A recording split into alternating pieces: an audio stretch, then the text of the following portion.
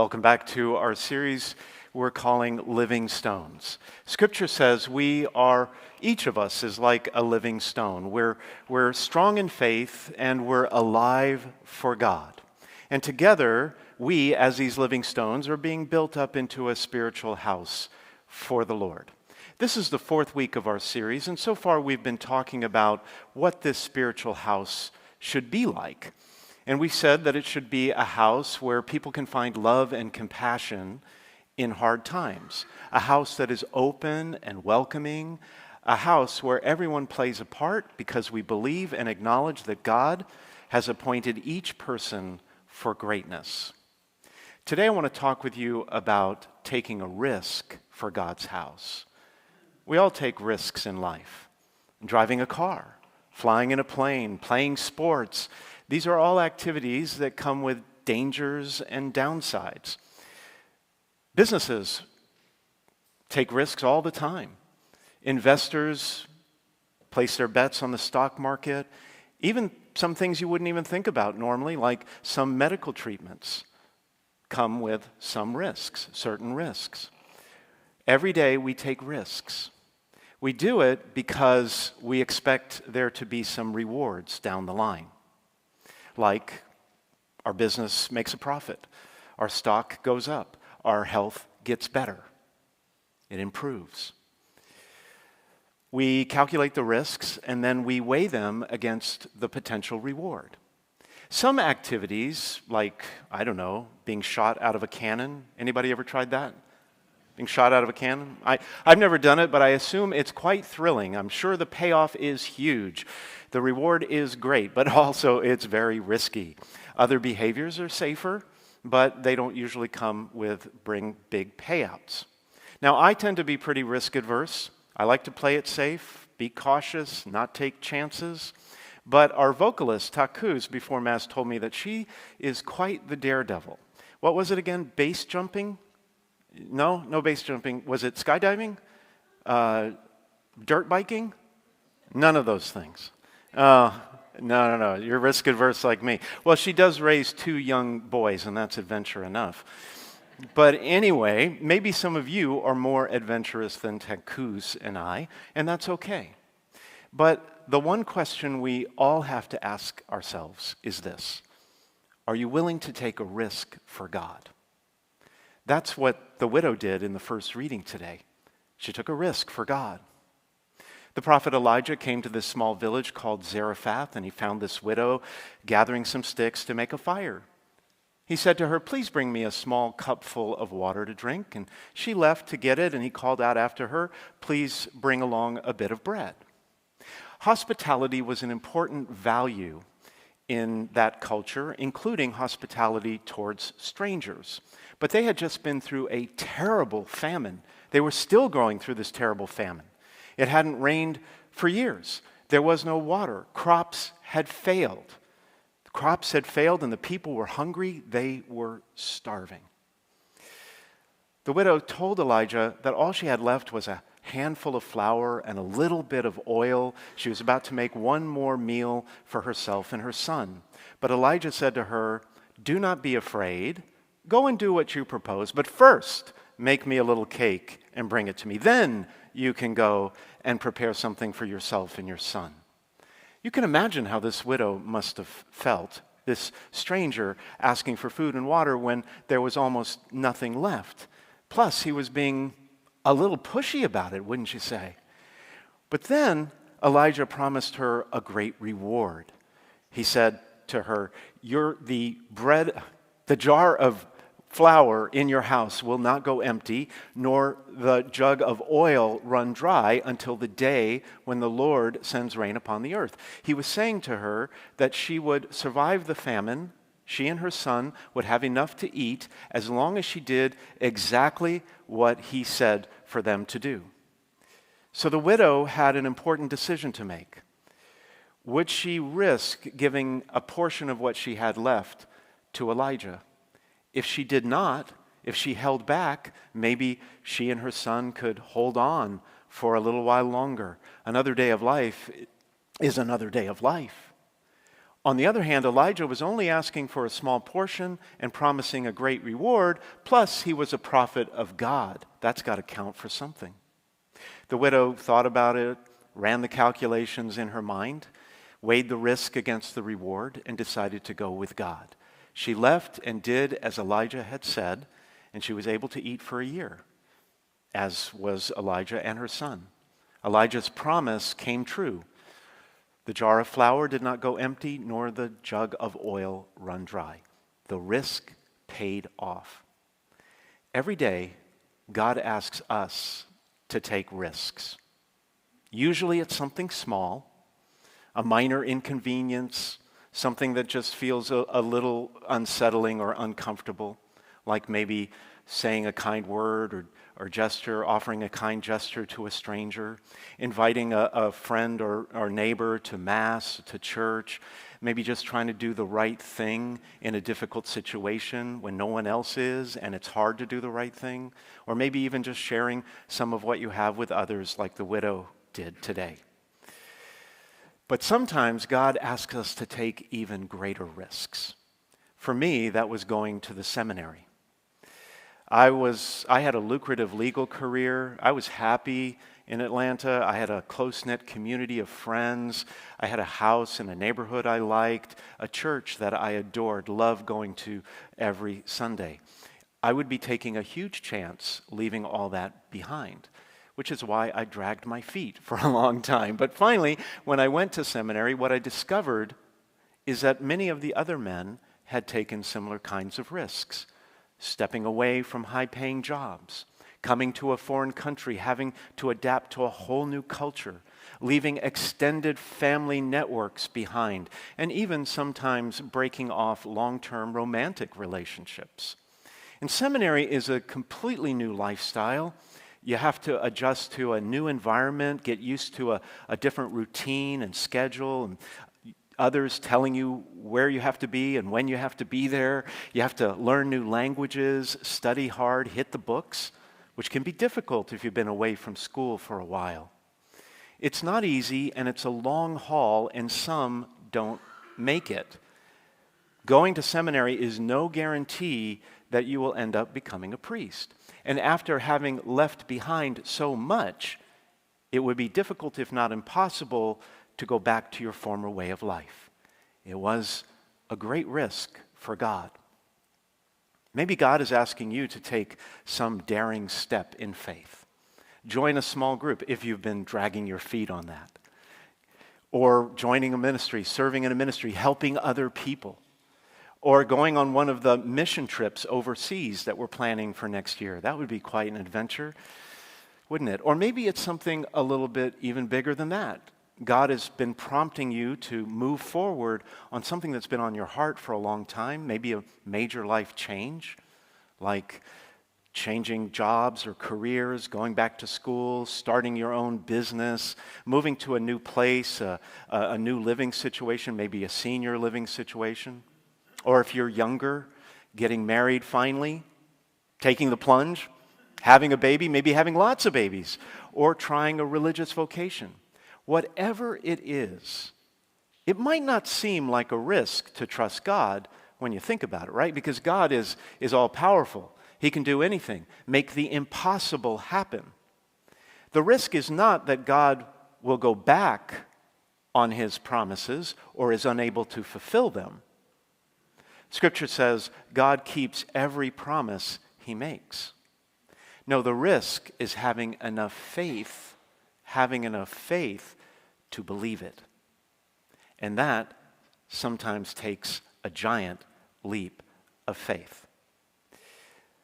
The widow in the gospel today took that kind of leap.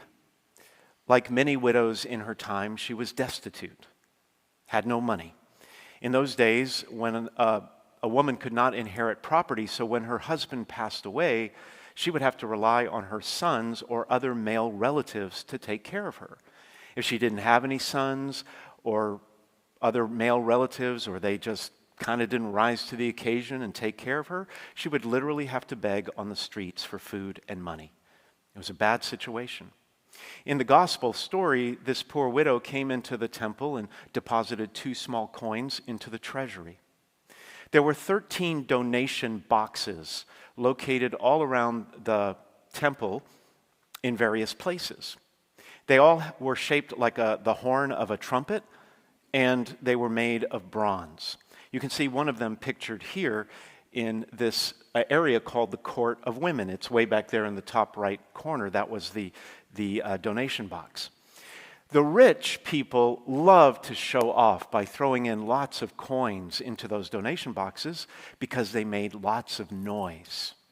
They made lots of noise. That metal from the coins clanking on the bronze metal drew a great deal of attention. And the rich people loved it. You could literally tell how much someone gave by the sound that you heard. Compared to all that, the donation the widow gave was trivial, too insignificant to even be noticed. Those two coins, so small, they probably barely made a sound at all. But unlike all those wealthy people who gave only from what they had left over, Jesus said, this widow, from her poverty, gave all that she had, her whole livelihood. She didn't do it to impress anybody. She did it to honor God, to help build up his house, the temple. But it was a huge risk for her, because now, with no money left, she would have to rely completely and totally on God to provide her next meal. Sometimes the house God is asking us to build requires us to take great risks, move outside our comfort zones, go out on a limb, do something unusual. Over 130 years ago, our spiritual forefathers built a small church in downtown Tiburon on a grassy hill overlooking the bay. They called it St. Hilary. It was a risk because developers desperately wanted the land. If you've ever been up there, you'll know why. They desperately wanted the land, and against all odds, that structure thankfully still stands today, and it is protected. 70 years later, our ancestors in faith took another risk, and they built this beautiful church. Sometimes it's easy to forget when you're in your own home, but when new people come, they invariably tell me two things about this parish. One, how welcome they felt, and number two, how beautiful this building is. But it was a risk for our ancestors of faith to take that. About 10 years later, the school came along, and the Sisters of the Holy Faith took a great risk, coming from Ireland to a whole new land out on the West Coast to teach in our school. 25 years ago, our parishioners took another risk. They dug deep and worked with the city and neighbors to upgrade our facilities. They constructed this beautiful parish hall next door, a middle school with a state-of-the-art science lab and a gymnasium that the community regularly uses. It was a risk. Today, we stand on the shoulders of these risk takers and pioneers. We stand on the sure foundation they have laid for all of us here at St. Hilary Church. But the building continues even now. When I became pastor about 4 years ago, I formed a leadership team, and we looked at all the wonderful things, the progress that's been made in the whole history of this church, and all the wonderful things that our ancestors in faith have done for us. But we also knew there was more to do. For one thing, church attendance had been dropping year after year after year since 2002. We have the statistics. It wasn't anybody's fault. It was demographic changes, cultural shifts. All of the parishes in this area have been in decline for a while. But we did the math. We ran the calculations. We looked at that downward trend, and we saw that if that trend continued at the same rate, this parish would not exist in 50 years. There would just be nobody coming. So we decided that we should try to do something about that. We prayed, developed a plan, took some risks, made a number of bold moves. We shifted our music program to praise and worship on Sunday mornings. We invested in upgrading our technology with monitors, more lights, cameras, live streaming equipment. I started preaching in what's known as a homily series or message series format. It's considered a best practice among all the growing churches in America.